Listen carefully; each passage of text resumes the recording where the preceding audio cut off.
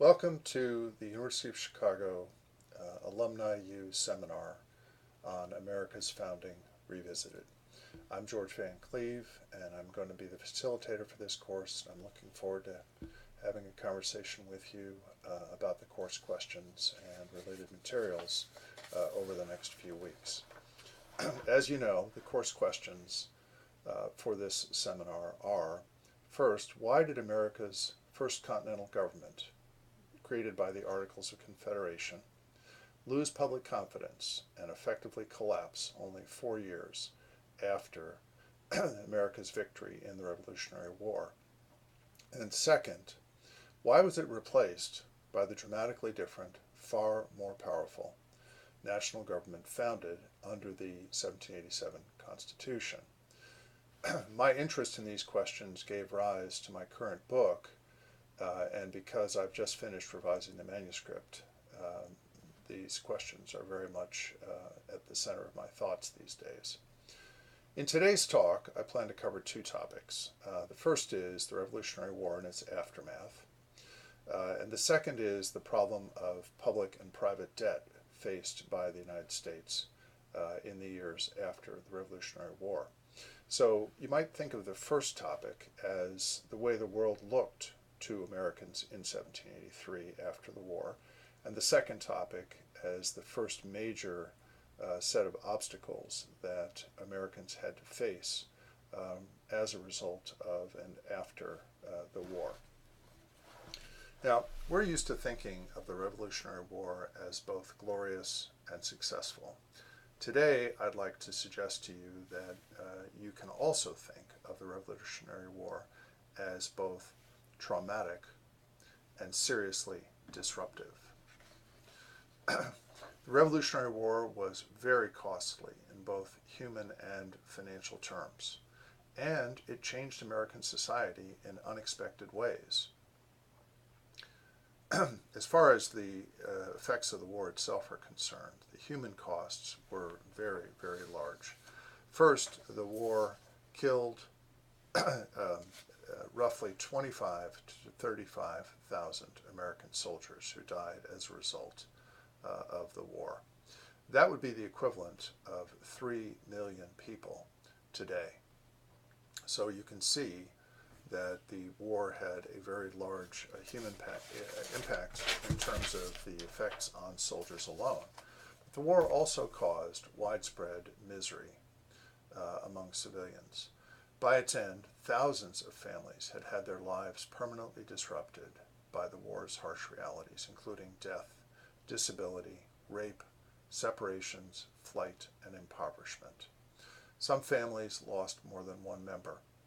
Mary Jones wrote from South Carolina to her brother in 1785 that she had been forced away from her plantation for 2 years by means of the enemy, and that she had lost 2 sons. Quote, "One was taken prisoner and murdered. The other died with his wounds. I was very much distressed before I was drove away." The Revolutionary War was also a civil war. Popular opinion on the war was split between ardent American patriots, neutralists, and loyalists to varying degrees in different parts of the country. And the war at times descended into utterly lawless torture and murder that made a mockery of the idea that war could ever be civilized. In the West, American vigilantes brutally massacred Native Americans, some of whom were neutrals with no British connection, although several tribes did fight with Britain. In reprisal, Native Americans murdered settlers. So as you can see, the war had enormous human consequences, but it also had very substantial financial and economic consequences. Roughly 100,000 American and British troops and their support had to be fed by a group of a labor force that was much smaller than it would otherwise have been. Exports, which were a key part of the American economy, essentially crashed during the war. And the war was very costly. It was financed heavily with debt and paper money. It was not financed with taxes. Part of it was tax financing, but most of it was not, because taxes could not have been raised sufficiently to pay for the war without essentially creating a military dictatorship. And Americans, leaders were well aware of the fact that they couldn't have done this. In fact, at the time, prior to the war, Americans were probably the most lightly taxed people in the developed world. And the American Revolution was a tax revolt. People were not fighting for a chance to pay higher taxes. Now, the war also caused substantial social and political change. Many people, especially women, were given unprecedented new responsibilities and unprecedented new authority during the war. And after the war, this led many of them to believe that they should have larger economic and political rights. In addition to that, many people became wealthy who had not been previously wealthy. Many people became poor who had previously been wealthy. There was significant social class mobility during the war. And finally, there was substantial political democratization. Legislatures became much more representative of the population generally, at least as to the middle classes. And the state constitutions were revised, most of them during the war, in ways that sharply diminished executive power. Very often governors did not have veto power or did not have much or any at all in the way of appointment authority. So the war clearly caused significant social and political change. Finally, the war divided American political leadership. There were two broad camps. The first group I'll call the Federalists, with a small f. And bear in mind, these are not the capital F Federalists who supported the Constitution after 1787. In fact, very often these are their polar ideological opposites. The small f Federalists thought that Confederation was the perfect Republican plan for a national government. They thought of it as a republic of republics in which they were equal, in which they met in a consultative council and then carried out the council's decisions based on broad consent among the states without the use of force. And for many of them, it was extremely important that the Confederation had no tax authority. And they thought of the division of power that way as one of the essential features of the Confederation government and as one of the achievements of the Revolution itself. Now, someone like Richard Henry Lee, for example, might be thought of as one of the leaders of the Federalists at this time. The Nationalist camp, on the other hand, had a very different view of the war and a very different view of the Confederation.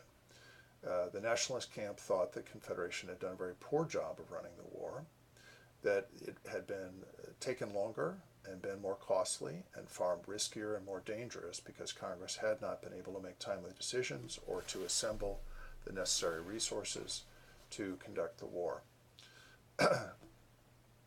So the small n nationalists very often wanted to see major changes in the Confederation, especially the grant of Confederation tax powers. George Washington probably could be thought of as the leader of the nationalist camp at this point, but his views really were in a minority at the end of the war. He proposed that the Confederation be given broader tax powers and then retired, and essentially nothing happened. So the war had been costly, traumatic, disruptive, and had divided American political leadership about the future of the Confederation. Now, at the same time, the war ended with a treaty that looked very favorable to the United States. And on paper, it was very favorable. It granted very large new territory to the United States, and it granted Atlantic fishing rights that were very, very important to New England as well. There was only one problem. The treaty had major opponents. These included the states, many of whom claimed that they owned part of the western lands, in some cases major parts of the western lands, that had been granted to the Confederation by the treaty. Also opposed to the claims of the United States were France and Spain, neither of whom had wanted the United States to expand westward in the way in which the treaty nominally allowed it to, and virtually all Native Americans whose lands were included in the treaty, even though their interests were utterly ignored by the treaty. Finally, the treaty imposed important obligations on the United States, the most important of which, beyond the treatment of loyalists, was that all British pre-war private debts had to be paid in full, and that the United States and the states were supposed to do nothing to obstruct the payment of those just debts. So the treaty was a mixed blessing for the United States, and we'll see shortly how some of those provisions affected the Confederation over the next several years, and as in later talks, we'll talk more about other effects of the treaty.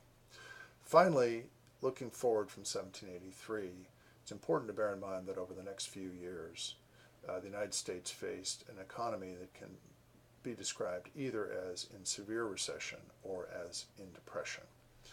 There were two major problems. One was that the United States proved unable to restore its exports to pre-war levels. The evidence we have suggests that even by the early 1790s, American exports were still 24% below their pre-war levels. And that was a major economic problem for the coastal states, and especially for the coastal cities, such as Boston, Philadelphia, and New York, because their economies were very heavily export dependent. This was an agricultural economy, and basically its surplus was what created export earnings. So if it couldn't sell exports, that was a major problem for both for farmers and for these major coastal cities. And as we'll see, the European powers did everything they could to obstruct the restoration of American exports after the war. Second fundamental economic problem during this period was massive price deflation. There was a 16% drop in prices between 1783 and 1788, and related illiquidity of property, meaning that it was very difficult, sometimes even impossible, to sell property. And when it could be sold, very often it was being sold at prices that were fire sale prices, far below what they would have been prior to the war or even during the war. And this meant that even rich landowners very often were cash poor, but it also meant that having to raise cash for farmers and other middle class individuals could be economically disastrous, because they might have to liquidate their property at fire sale prices in order to raise cash. And that illiquidity and the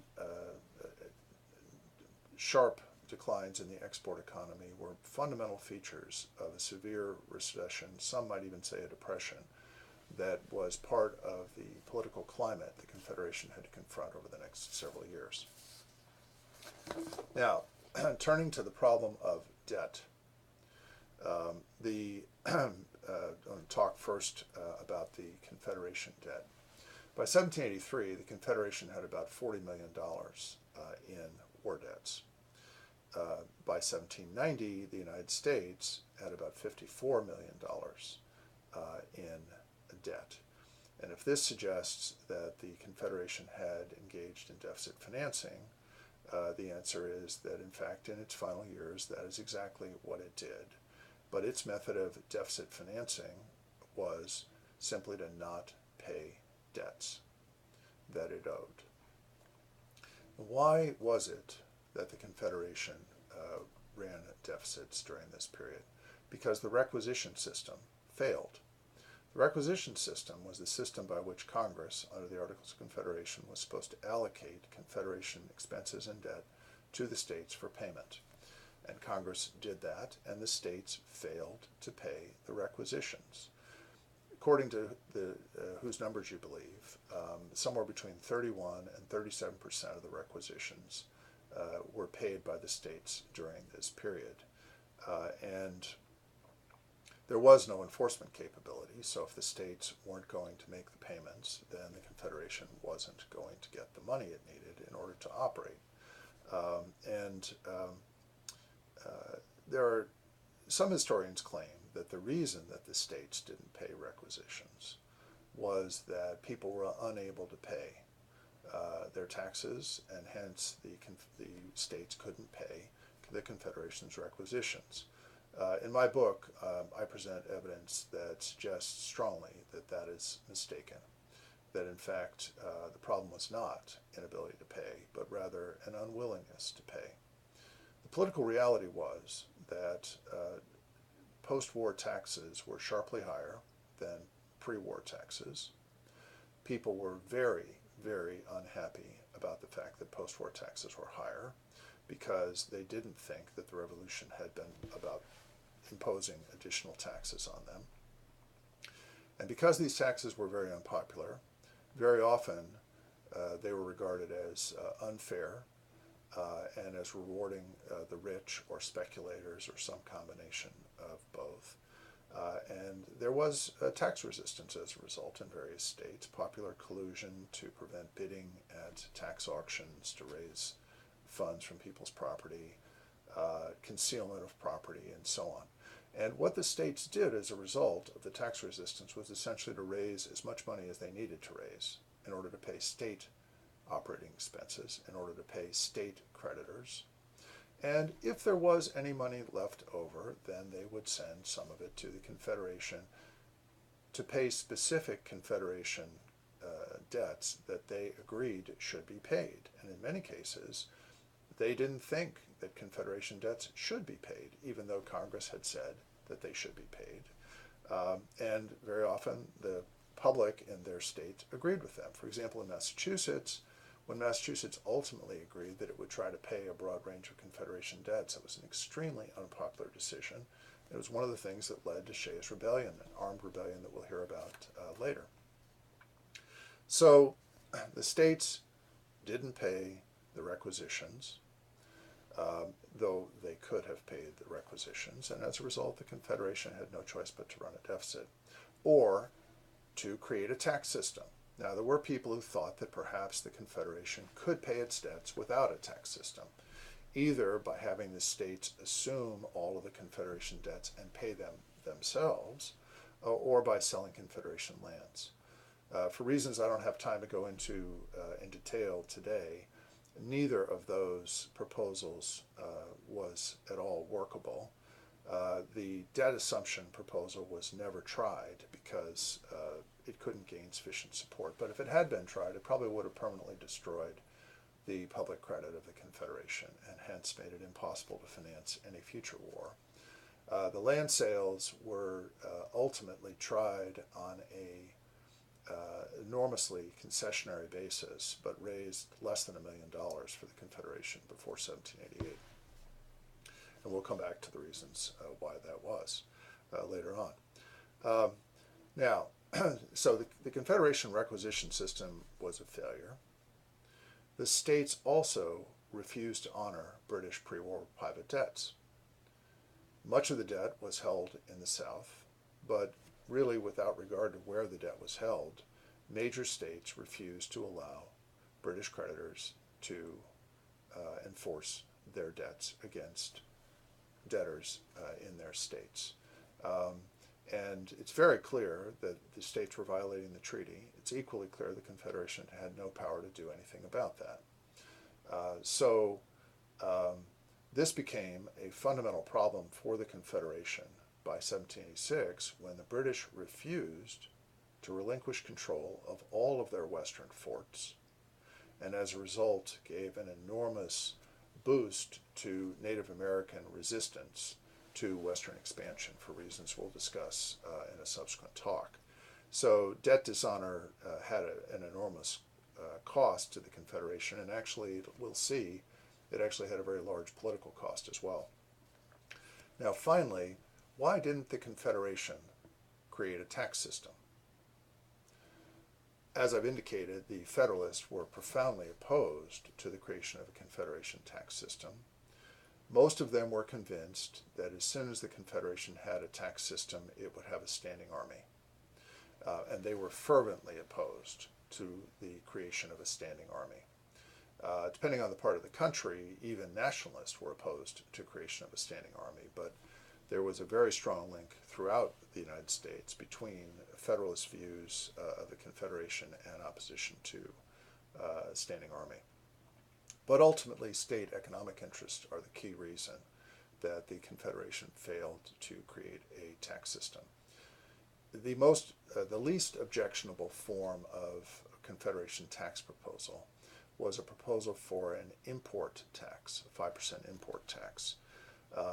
But as we'll see, there were a number of states that did not want the Confederation to have an import tax because they wanted to have their own state import tax. And New York is a really good example of this.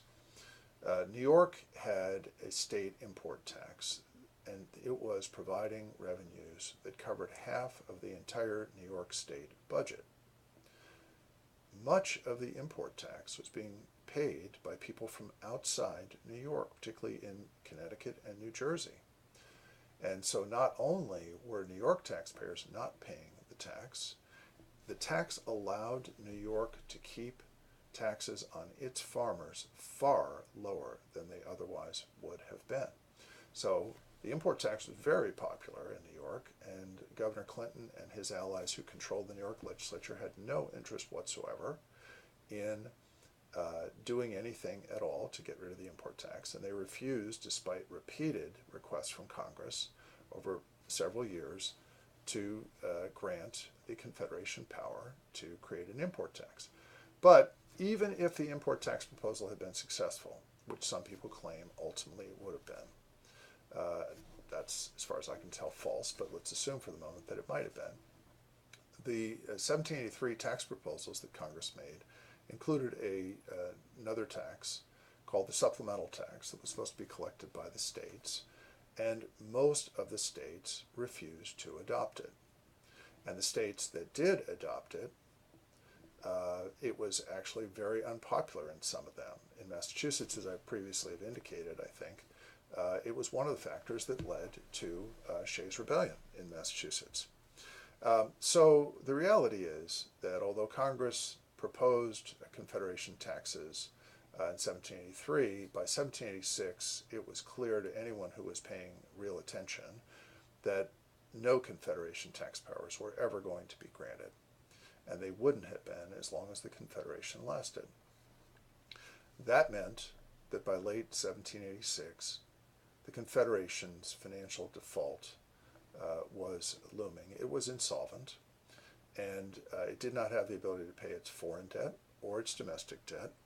As to its foreign debt, that meant that it was not paying debts that it owed to France, among others, and France had been its major ally during the Revolutionary War. Political leaders in the United States believed that if the Confederation became permanently insolvent, it would dissolve into separate confederations. There might be two, there might be three, but they would be sectional confederations.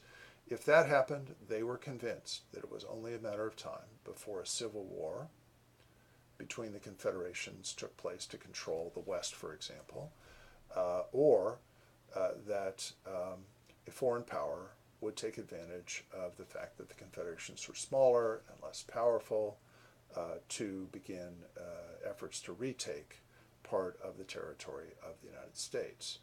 And it's very clear that leaders like George Washington had been concerned about just this outcome since the end of the Revolutionary War. This was not a new idea when default loomed in 1786. They had thought that this might happen since the end of the war. And it became one of the major concerns, the financial default and imminent financial dissolution of the Confederation became one of the major concerns that led ultimately to the movement for the Philadelphia Convention. But it was by no means the only strain on the Union that existed at the time. And with that, thank you for your attention. I will see you the next time.